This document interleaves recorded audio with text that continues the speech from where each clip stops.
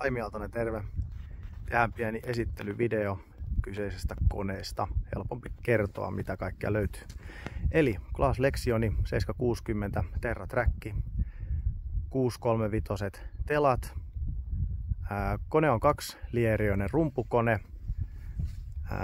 Puintikelan leveys 142 senttiä. Erittäin siistis kunnos, 2014 mallinen. Vähän päälle 1000 rumputuntia tällä hetkellä.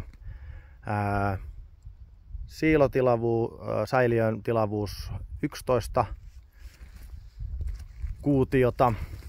Yläkerrasta löytyy myös 12,5 litrainen Caterpillarin kone, 490 hevosvoimainen ja 20 kilometritunnissa lukee kyljessä, mutta tähän on avattu Claasin lisenssillä 30 kulkevaksi. Kone on tosi siistis kunnossa. Meillä tilalla on ollut 3 vuotta. Itse tuonut sen Saksasta tutulta First Class liikkeestä, mistä kaikki koneet on tullut haettua. Takata huoltopolitiikka on erittäin yksinkertainen. Täältä tiputtaa kaikki öljyt pihalle ja muuta kuin yläkerrasta laittaa uudet tilalle.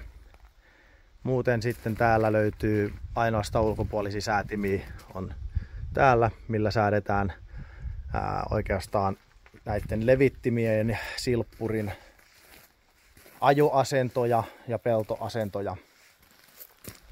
Muuten kaikki hoituu tietokoneesta. Eli levitin lautaset pyörittää täällä ja sitten myös täällä on erikseen tämmöiset hydrauliset ampujat, jotka koko ajan viuhkaa edestakaisin tulevaa olkea sitten, mikä säädetään tietokoneesta sisältä esimerkiksi pöydän leveyden mukaan. Lisäksi täällä löytyy myös tuulianturit, eli mikäli sivutuuli on kova, niin se ei silloin automaattisesti säätää, että se ei ammu sinne puimattoman päälle olkea. Vähän LED-valoja laitettu, varoitusvaloja lisää turvallisuuden takia. Ja tuolta löytyy huoltotasot ja myös samalla rappuset, jotka toimii niin kuin yläkertaan menoa varten.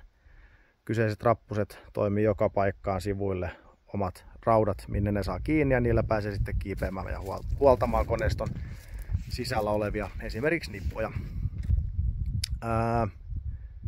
Muuten tällä puolella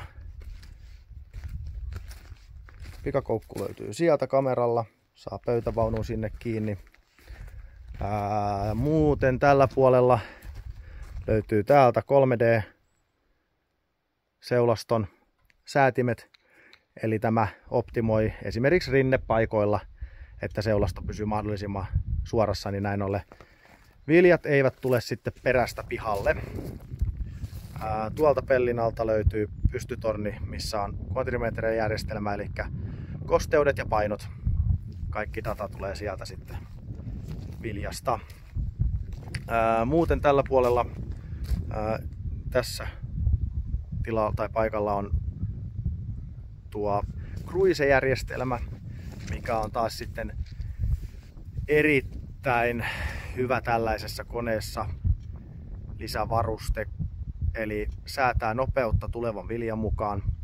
Eli tosiaan huonommissa kohdissa, niin mikäli tavaraa ei tule tarpeeksi sisälle, niin tietokone itse antaa lisää vauhtia koneelle. Ja sitten taas kun tulee vahvempaa kohtaa, niin myös sitten hidastaa vauhtia. Optimoi täysin tulevan viljan mukaan. Trimble automaattiohjaus löytyy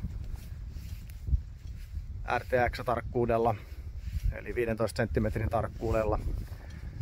Siitä erillinen video sitten ilmoituksessa.